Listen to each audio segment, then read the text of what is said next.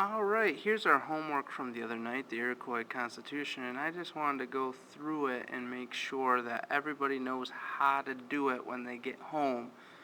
All right, so a couple of notes that I wrote on here. First of all, see this little blurby here at the top, right here? I wrote next to it, read it.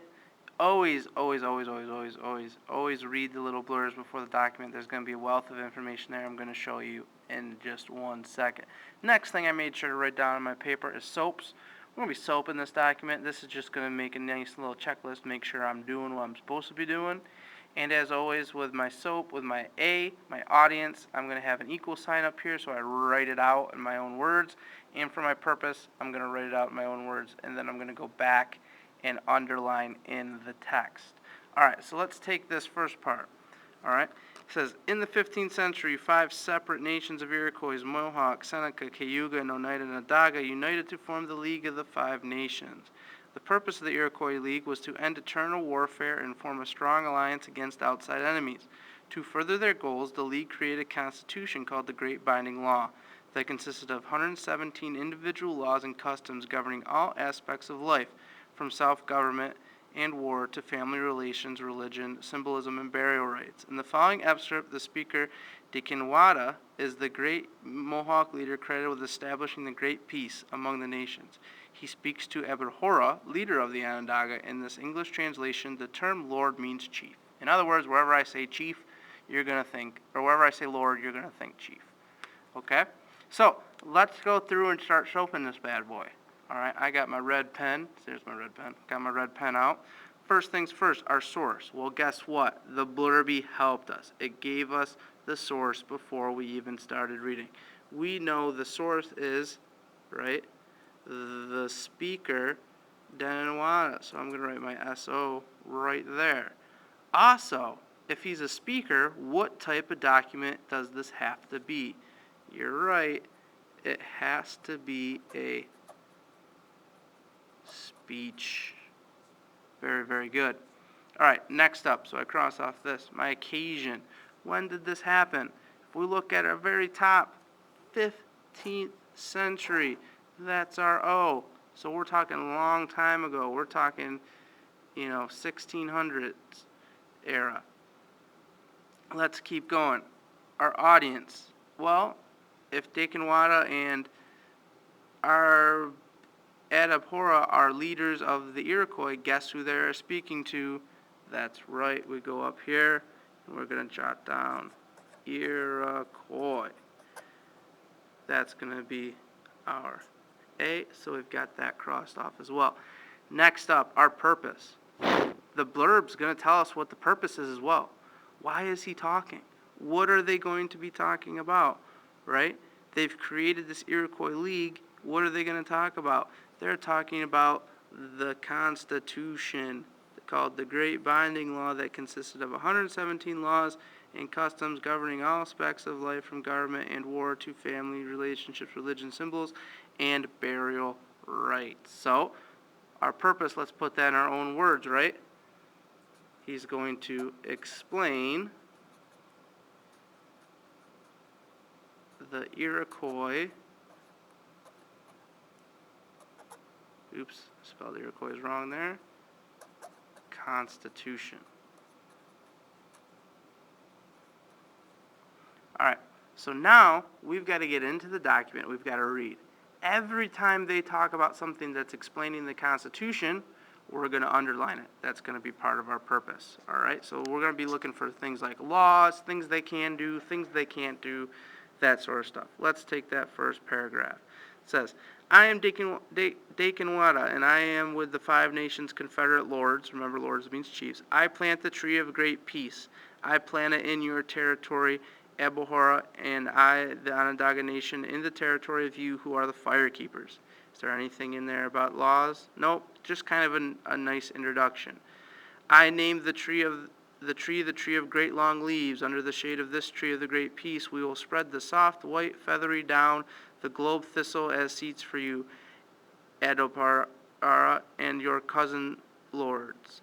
Again, meaning chiefs. We place you upon these seats, spread soft with the feathery down and globe thistle, there beneath the shade of the spreading branches of the tree of peace. There shall you sit and watch the council fire of the confederacy of the affairs of the 5 nations. Shall be transacted at this place before you, Abhora, and your cousin lords by the confederate lords of the 5 nations. Are we getting something there? A little bit. All right, let's look at this one sentence right here. There shall you sit and watch the council fire of the confederacy of the 5 nations, and all the affairs of the 5 nations shall be transacted at this place before you. So, laws created at council fire. It's a big one. All right, kind of like today where our laws created in the assembly and Congress, etc. Let's keep going. Roots have spread from the tree of the great peace, one to the north, one to the east, one to the south, and one to the west. The name of these roots, the great right roots in their nature, is peace and strength. Okay, nothing really there specifically about laws. If any man or any nation outside the 5 nations shall obey the laws of the great peace and make known their disposition to the lords of the confederacy, they may trace the roots of the tree, and if their minds are clean and they are obedient and promise to obey the wishes of the confederate council, they shall be welcome to take shelter beneath the tree of long leaves. Anything in there about that? You betcha. We're going to kind of take this whole paragraph here. What are they talking about? Well, they're talking about if you want to become part of the Iroquois. If you follow Iroquois law, you can become part of the Iroquois. So, over to the side. Outsiders can become Iroquois. Alright. Again, if they follow the laws. So I'll probably find that part. So their minds are clean and they are obedient. So I'll underline that part in there. Alright, let's keep going. We place at the top of the tree of long leaves an eagle who is able to see afar. If he sees in the distance any evil approaching or any danger threatening, he will at once warn the people of the confederacy. I, Dikinwada, appoint the Mohawk lords as head and leaders of the 5 nations confederacy. Ooh, here we go.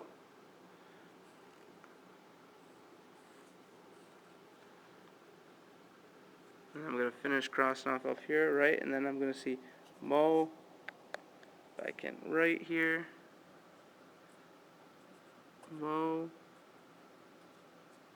I can try to get in here like this. Mohawks equal leaders. That's going to be important. The Mohawk lords are the foundation of the great peace, and it shall therefore be the great binding law to pass measures of the Confederate Council after the Mohawk lords are pressed against this. Ooh, that's a biggie too. Let's get in there. Sorry for the shaky camera. So shall therefore be against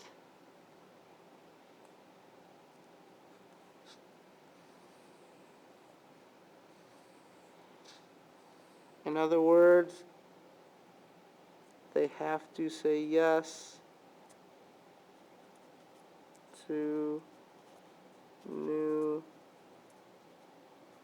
laws. That's pretty important stuff, all right, for the Mohawks. They're the leaders, and they have to approve new laws. No council of the Confederate lords shall be legal unless all the Mohawk lords are present.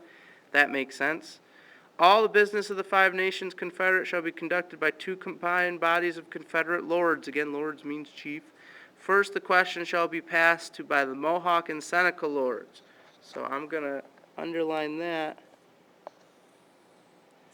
and I'm going to circle some stuff. First goes to the Mohawk and the Senecas. Then it shall be discussed and passed by the Oneida and the Cayuga. So I'll write the number 2. Underline, circle, circle. Their decision shall be referred to the Onondaga judges for final judgment.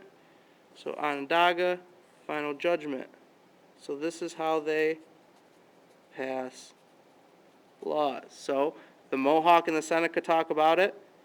They give their opinion, and the Oneida and the Cayuga talk about it, and then the Onondagas give their final judgment.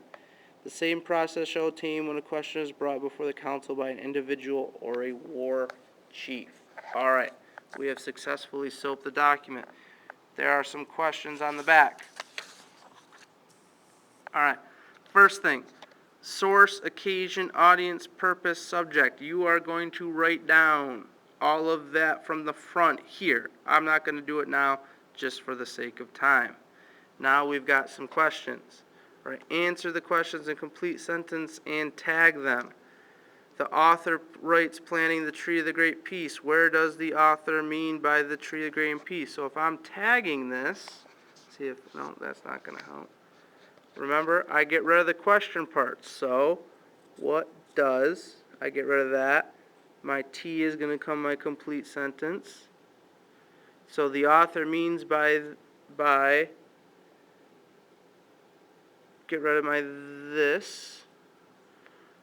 Planting the tree of great peace, get rid of that. So my sentence, the author means blank by planting the tree of great peace. Or the author, or by tree of great peace, the author means. Something along those lines.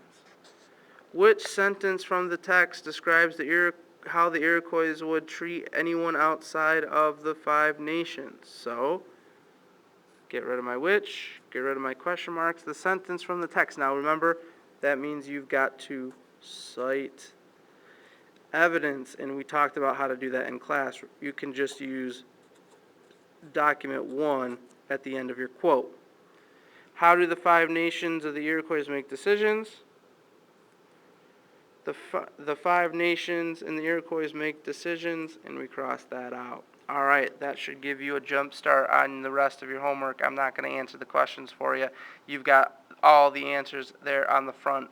If you have any more questions, feel free to send me a message on Edmodo, reply to this video, or anything like that.